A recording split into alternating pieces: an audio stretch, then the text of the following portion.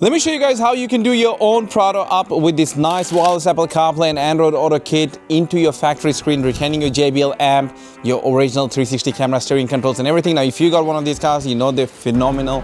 The only thing that keeping the car outdated was that infotainment. It was never good to begin with, but with the time, all of the new roads and everything is not available to get new updates from Toyota. So today we're gonna add in wireless Apple CarPlay and Android Auto using our Western Auto custom kit. Now you can see right here, it's a plug and play module. You do have one ribbon to do, which is quite simple to do. I'll show you in a bit how you can do that. The wiring is quite simple. You get the power bypass harness, you get the actual display cable, and here is if you want to add in external cameras. Now you can use in the source from here to add in left, right, front and rear camera if your car didn't have it. Now this one does have the 360 camera, so we won't be needing that. That can go away. Some tape to mount your module. Now there's plenty of space behind the screen to mount this module. The range extender, they will give you good and solid connection inside the car. And you'll need just some basic hand tools for this whole job. It's nothing too complex. You just have to be a little bit careful when doing the ribbons. If you put it the other way around, you'll have no display. We'll just show you like a white screen, so you know that you have to flip it. Now with that being said, let's get started into the install. Now this whole installation is going to be divided into three parts: the disassembly of the wiring and the ribbons, and then the assembly and the setup. So for disassembly, we'll start by removing this climate panel here. The bottom climate panel is just held in by clips, so you can just pop it out, one on the left, one on the right. The thing will come out and you'll see this one plug behind. Just go ahead and undo that plug. That will have the climate out of the way. Once the climate panel has been removed, you'll see these 4 10mm screws that you have to undo.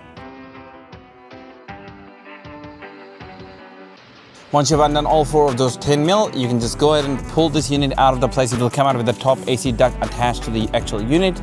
Now you can lay the unit down on your nice thick microfiber so you don't scratch anything. And you'll find this assortment of plugs at the back. All of these plugs are just press and remove tabs. So go ahead and press all of them, take it out and put the unit to the side. All right, so now for the next bit, what we have to do is remove the actual radio and the screen from this plastic frame around here. Now there's a bunch of these Phillip head 1 screws, so go ahead and undo all of them. That will allow for you to have your radio out and away from this frame. All right, once you've removed all of the frame and everything around it, now there's a bunch of these, you'll see Phillip head 1 screws. So go ahead and undo them. Try to use a hand tool, or if you're comfortable using a drill, you can use a drill as well. Just want to make sure that you don't thread. Just want to make sure you don't strip any of these threads. They're quite delicate, so not 100% comfortable. Just don't use a drill.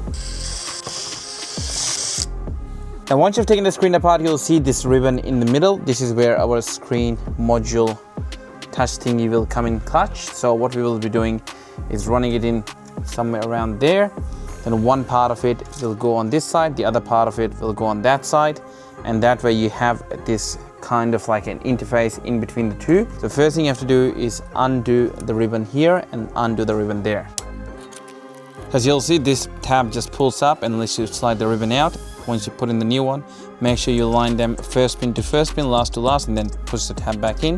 I'll do the same thing on the other side on this bit and remove this ribbon altogether. Now the next part is getting these 2 ribbons inside here. Now it is a little bit tricky, so the first thing you have to do is let's remove the seal from here. Don't need to worry about that. Gives you 3 Phillip head, 1, 2, 3 here, and there's 2 more underneath this good a portion here, 1 here, 1 on the other side. Be careful of this metal, it's very sharp metal. Okay, so once you've undone all of the screws, you can slowly pull the thing out. You'll see our unit comes in with this nice double-sided, so it gives you a bit of guidance on where each side of the ribbon will go. Just go ahead and pull this tab out from here, your double-sided Velcro. And let's stick this Velcro tab on the bottom of the actual radio itself. Let's go somewhere around there, should be okay. Now the first part is you'll see this big ribbon folds up nice and perfect in there. Just push it through. Now you will almost feel like the whole thing is locked into place, and then you can close onto the tab.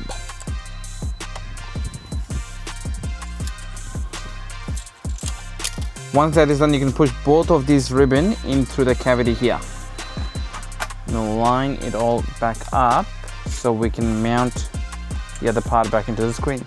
And once that is there, you can take all of the screws that came out and hand tighten. Don't tighten too much, otherwise it's going to crunch on the ribbon.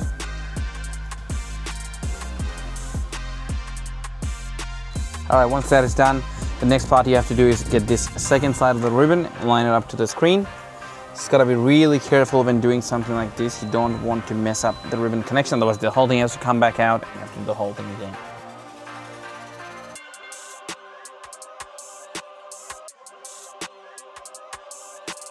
Alright, so once you got the ribbons and the radio back in place, what you want to do is just quickly go ahead and put a couple of the screws. We'll put in the plug and play wiring in the back and just test for display. We want to make sure we got some kind of display. Make sure the CarPlay is coming up and running. So at this stage, what I'm going to do is only screw in like the 4 screws, 2 in the top, 2 at the bottom. That way it doesn't fall out of place. And then from there, we will start testing. All right, now in terms of the plug and play wiring that we need to do for testing the unit, one is going to be for your main power connection, which is this one right here. You can see it can only go in one way. Even the plugs are only aligned in one way. The other one is the wide one, which is where your canvas and all the other information is going to come in from, like this. Now everything can go back in on the original head unit here. Just go ahead and plug everything in. Now before plugging that in, let's get this extra piece of cable here to go behind our module.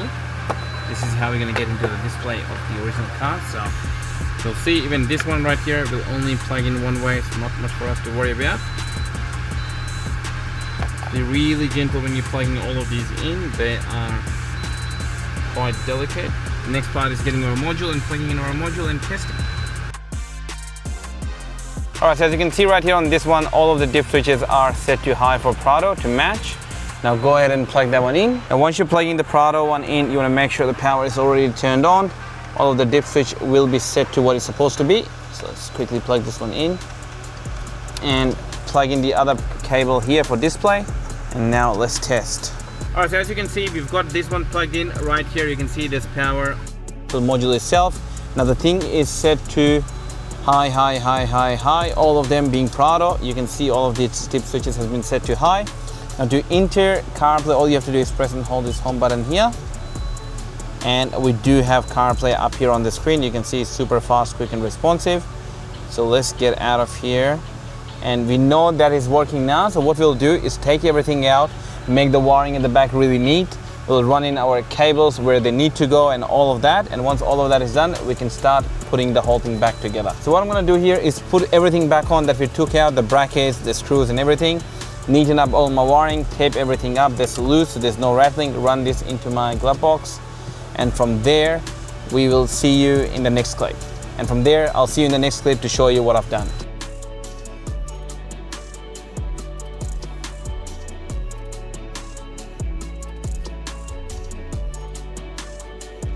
Now once you're done putting all of the brackets and everything back on, the next 2 part is just doing in some of the wiring, making things neat. Let's go ahead and put this nice soft fleece tape over our wiring, make it look nice and pretty. This is all gonna go here because in there's a lot of room for us to mount our module. So we'll quickly do a little bit of taping. Now the only thing you gotta remember whilst mounting this antenna is for the antenna to go on a piece of plastic and not on a piece of metal. That does interfere with the performance of the antenna. Now this one does extend the range throughout the car for stable connection for wireless Apple CarPlay, wireless Android Auto. There's a flat piece of plastic right there. That is where I'm gonna mount it. Now the last and the final bit which we have to do is to tape up this USB, make it look like factory as well. Taping has a lot of benefit. Apart from looking nice, it also does serve a purpose. It makes your wiring and the whole installation rattle free, because think about it, it's really soft and cushioned, so when it touches anything, there's no sound that's gonna come out of it. And this one I do wanna run into my glove box here, or in the bottom.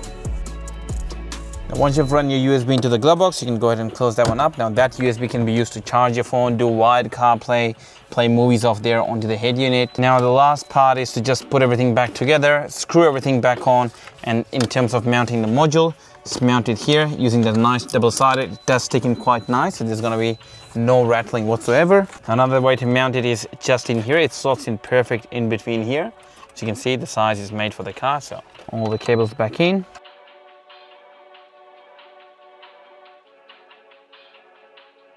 As you can see, before putting everything back in, I just want to make sure the touch and everything is working, both on the original side as well as on the new side.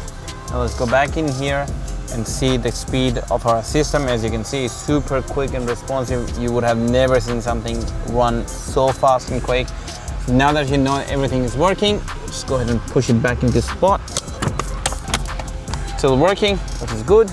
Now we can go ahead and screw all of the screws back in place. Once everything's screwed back in place, then we can go ahead and plug our climate control back in, slot it in place and just push it.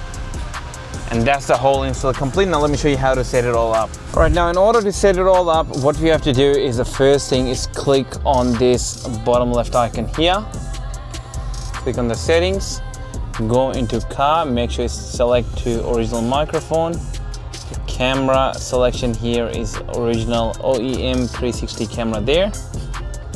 Then you go to about, click factory settings 8888, click OK.